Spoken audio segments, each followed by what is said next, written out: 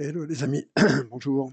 On va parler aujourd'hui, je vais vous faire une petite rubrique là qui s'appelle Totalement zinzin, qui est un peu les aberrations des réglementations, qu'elles soient européennes ou françaises, mais bien souvent c'est des applications de la réglementation européenne dans le droit français, qui nous conduit à des situations totalement, aberrantes, hein, mais bon. On va parler du permis de conduire. Alors pour ceux qui ont, comme moi, le permis rose, pour l'instant, c'est un permis qui est valable à vie, à moins qu'on vous le retire, parce que vous avez, trop mal conduit, mais c'est un permis qui est valable à vie. Pour ceux qui ont déjà le petit permis, vous savez, format carte de crédit, si vous regardez dessus, vous verrez qu'il y a une date. Il y a une date dessus, de fin de validité. Alors quand, on posait la question, quand des journalistes posaient la question et tout ça, l'administration disait: «Non, mais vous voyez, c'est pour, en cas où, si on doit changer et cetera». Bon, mais c'était pas important. Mais en fait si, on s'aperçoit maintenant que c'est important. Donc là, le Parlement européen vient d'acter la fin du permis de conduire à vie. Il faudra le renouveler au bout de 15 ans. C'est-à-dire que votre permis sera valable 15 ans. Qu'est-ce qui se passera au bout de 15 ans? Alors, on vous dit que c'est près de 20 000 personnes qui sont décédées sur les routes de l'UE en 2024. C'est pour réduire cette mortalité. On vous dit pas que ça peut être, dû, une bonne partie de ces 20 000 personnes, ça peut être dû aussi au mauvais entretien des routes, hein. Parce que, je vois surtout en France, on s'aperçoit que dès qu'on sort des autoroutes, payants, les routes sont quand même souvent en très mauvais état. Puisque tout le monde se désengage, l'État se désengage, les départements se désengagent, les communes se désengagent. Vous avez des communes où vous avez des rues qui sont totalement pourries.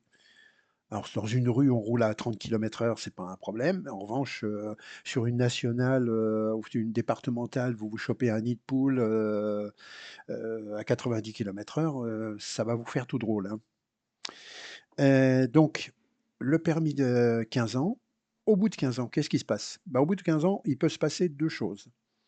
Alors, soit on vous demande de passer une, visite médicale, soit c'est une auto-évaluation. Alors qu'est-ce que c'est qu'une auto-évaluation? On n'en sait absolument rien parce que c'est pas défini. Qu'est-ce que ça veut dire? Est-ce que c'est juste on va vous demander, «Vous vous sentez en capacité de conduire?» Ouais, bon, on ne sait pas, on ne sait absolument pas. Quant à la visite médicale, ça existe déjà dans certains pays d'Europe. Il faut savoir que ça peut coûter jusqu'à 200 €. Bon, c'est tous les 15 ans, vous me direz, mais ça peut coûter quand même jusqu'à 200 €, où on vous fait passer un test de vue, un test de réflexe et cetera, pour pouvoir, vous renouveler votre, enfin vous prolonger votre permis. Ça existe déjà dans certains pays d'Europe. Alors il faut savoir que ce délai de 15 ans peut être ramené, parce que ça c'est le Parlement européen, peut être ramené à 10 ans dans certains cas, et apparemment la France se dirigerait vers cette option-là. C'est-à-dire que ça ne serait pas un permis valable tous les 15 ans, mais tous les 10 ans.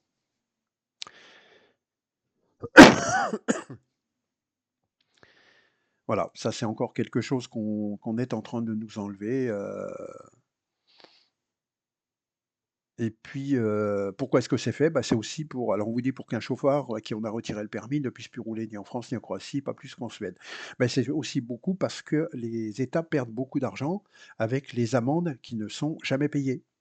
Puisque, si vous êtes étranger, vous êtes français, vous allez en Belgique, vous commettez une infraction, actuellement, il n'y a pas moyen, de vous obliger à payer cette infraction. Au pire, la société, si elle arrive à trouver votre adresse, va vous l'envoyer, mais si vous ne la payez pas, qu'est-ce que vous risquez? Tant que vous ne retournez pas dans le pays, vous ne risquez absolument rien. Donc, bon, voilà, mais le but, c'est ça, c'est surtout de, rapporter beaucoup d'argent. Donc encore quelque chose qui est en train de partir. Deuxième chose, on va parler de voiture, on va parler de Stellantis. Alors, qu'est-ce qui se passe-t-il avec Stellantis? Alors Stellantis va investir, on nous le dit, 13 milliards, investissement historique de 13 milliards de dollars aux États-Unis. Pourquoi est-ce que Stellantis investit aux États-Unis? Bah, déjà parce que Trump, vous savez comment est Trump, hein, c'est, je vous tords le bras et puis si vous investissez pas aux États-Unis, vous pouvez plus vendre. Mais surtout, il faut voir ce que représente Stellantis. On va le regarder sur un petit schéma. Voilà, ça c'est actuellement ce qu'est Stellantis et toutes les marques qui représentent. Vous voyez, il y a toutes les marques Peugeot, Citroën, nanana, avec les pourcentages que ça représente dans la marque. Si on regarde ce qu'il a aux États-Unis, puisque faut rappeler historiquement, quand, PSA s'est allié au groupe, Fiat, Fiat avait dans sa besace, Chrysler et Chrysler avait tout un tas de marques avec eux. Ils avaient Jeep, Ram, Chrysler et Dodge. Ces 4 marques-là, vous le voyez, ça représente pratiquement un tiers du portefeuille et toutes ces marques-là ne vendent plus aux États-Unis. Pourquoi est-ce qu'ils ne vendent plus? Bah, parce qu'aux États-Unis, un gars qui achète une Jeep, il achète pas un hybride ou une électrique. Il achète pas une voiture avec un litre 2 PureTech. Il veut une bagnole avec un gros moteur qui bouffe de l'essence, qui pollue, mais qui avance, quoi. Ram, c'est pareil. Ils font des gros, pick-up et cetera. Dodge, idem. Chrysler, bon, c'est un peu moins, mais voilà. Mais toutes ces marques-là, le problème, c'est que Stellantis, pour faire des économies d'échelle, a fait une chose, c'est-à-dire qu'il a dit: «Bah, vous gardez les mêmes carrosseries, mais on va foutre les mêmes moteurs partout», hein. C'est ainsi que le 1 litre de PureTech s'est retrouvé de chez Peugeot, chez Opel, chez Citroën, chez, Lancia, chez Alfa Romeo, et cetera. Alors il y a que Fiat qui a résisté jusqu'à maintenant, mais on commence à retrouver maintenant des moteurs Peugeot dans des Fiat. Or, c'est une vraie saloperie. Et quand on achète une Alfa Romeo ou qu'on achète une Lancia, bah, on n'a pas envie d'avoir un moteur Peugeot avec une carrosserie italienne. En gros, c'est ça. Et c'est là le gros problème. Donc, à force de vouloir faire ça, bah, puis en plus, avec Trump, l'électrification des voitures est en train de se casser la figure. Donc, Stellantis est en train de changer son fusil d'épaule. On revient en arrière, c'est-à-dire on va refaire des gros moteurs dans des grosses bagnoles, etc., pour le marché américain. Et pour ça, bah, il faut réinvestir 13 milliards. Mais dans le même temps, mais dans le même temps, Stellantis pourrait supprimer 4 constructeurs automobiles. Pourquoi? Bah parce que les ventes en Europe sont en chute libre et que 14 marques, c'est beaucoup trop. Surtout que certaines de ces marques se font concurrence. Si on reprend le tableau là, quelle différence y a-t-il entre une Peugeot, une Opel, une Citroën, une Fiat? On ne parle pas des voitures américaines. Ben, il y en a pas. Il y en a pas. Dans les cas là, on retrouve le même moteur, le même truc, c'est juste la carrosserie qui change et voilà. Donc quel intérêt? Ben, il y en a pas. Quand on achetait, une voiture, c'était parce qu'elle avait des caractéristiques. Citroën était, connu pour, bah, son confort, son et cetera. C'est fini, il y a plus rien chez Citroën. Peugeot, c'était des moteurs, très fiables et cetera. Il y a plus la fiabilité. Fiat, bon, c'était des petites voitures, pas chères. Il y a plus la petite voiture pas chère, hein, ah bah, il y a encore la Fiat Panda, mais ça n'a plus grand-chose à voir quand même. Donc au catalogue de Fiat, il y a plus rien maintenant. Vous avez la Fiat 500, la nouvelle Panda et là, ils ont retiré la typo. Donc il y a quasiment plus rien. Le catalogue Fiat, il s'est réduit comme une peau de chagrin, quoi. Donc il y a des marques qui vont disparaître. Alors quelles pourraient être les marques qui vont disparaître? Bah, en fait, toutes les marques déjà qui n'ont plus quasiment de clients, c'est-à-dire Alfa Romeo, Lancia et la marque DS.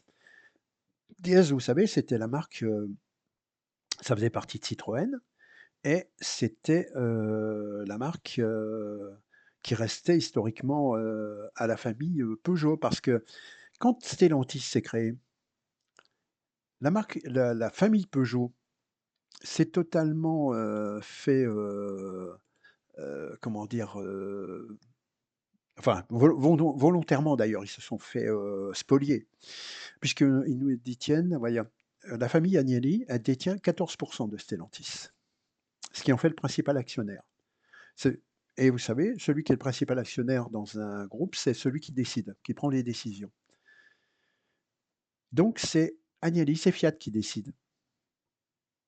Peugeot n'ont plus que 7, c'est-à-dire qu'ils ont la moitié de ce que détient la famille, Agnelli. La famille Peugeot maintenant, ils se sont divertis, avec ce qu'ils ont touché de d'argent et de trucs. Ils ont investi, dans la banque Rothschild, ils ont investi dans tout un tas de trucs, mais c'est fini, la voiture, ils se sont totalement désintéressés. Alors, d'après ce que je sais, il leur restait en propre la marque DS, où ils étaient majoritaires. Mais sauf que la marque DS, elle vendait énormément en Chine. Sauf que maintenant, c'est fini. La marque DS ne vend plus rien. Elle vend plus en Europe, elle vend plus en Chine. En Chine, parce qu'elle s'est fait totalement dépasser par, tous les groupes BYD et cetera, et le reste, est totalement, devenu aberrant, quoi. Donc voilà, Stellantis investit 13 milliards, mais d'un autre côté, il va fermer des usines, et supprimer pas mal d'emplois, en Europe. Encore une chose, sympa. Merci, les mecs. Autre nouvelle règle, alors celle-là est totalement aberrante aussi. Il y a une nouvelle règle pour l'eau chaude. Alors je vais peut-être pas vous mettre la vidéo parce que Sera en fait interdit à partir de 2027. C'est un non-sens pour les industriels qui se retrouvent dans l'impasse, Nathan Cocampo. alors ce qui se passe, c'est que non, une norme pour l'eau potable vient d'interdire un nouveau métal, l'hafnium. Seulement ce métal, l'hafnium, il est utilisé pour les ballons électriques émaillés. Et les ballons électriques émaillés, et il est indispensable pour faire l'émail, hein. Il est interdit, enfin, en fait, c'est pas qu'il est interdit, c'est qu'il n'est pas dans la liste des matériaux autorisés pour l'eau potable.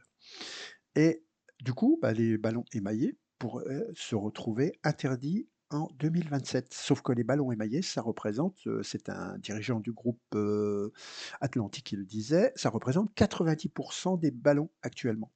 La plupart des ballons sont émaillés, puisque de toute façon, il y a pas le choix. Soit vous avez un ballon émaillé, soit vous avez un ballon inox. Il n'y a pas d'autres, matériaux actuellement qui résistent à la corrosion. L'émail protège de la corrosion votre, ballon puisque c'est de l'acier et sinon c'est de l'inox. Il n'y a pas actuellement d'autres solutions. Alors il y aurait peut-être des alternatives, c'est ce qu'il disait avec du cuivre, mais sauf que ça multiplierait par 3 le prix des ballons électriques. Donc un ballon électrique qui vaut actuellement, dans les 300-400 € pourrait valoir, 1 200-1 300 € prochainement. Voilà, c'est une partie des réglementations, idiotes, imbéciles, appliquées par des gens qui ne sont, ni des ingénieurs, ni des techniciens, ni même, préoccupés. Ils votent des règlements tout simplement dans leur coin, sans se préoccuper que ça peut, faire se casser la figure, comme ils l'ont fait avec l'automobile, comme ils le font actuellement avec les agriculteurs en votant le Mercosur, alors que nos agriculteurs sont en train de crever littéralement et on vote le Mercosur pour, voilà. On est toujours dans la même aberration. Bon, je vais vous laisser, on se rediscute, je vous referai un autre, épisode parce que vous inquiétez pas, les réglementations européennes, il y en a un sacré paquet et vous allez voir on nous attend, au tournant. À bientôt les amis, merci, bonne journée.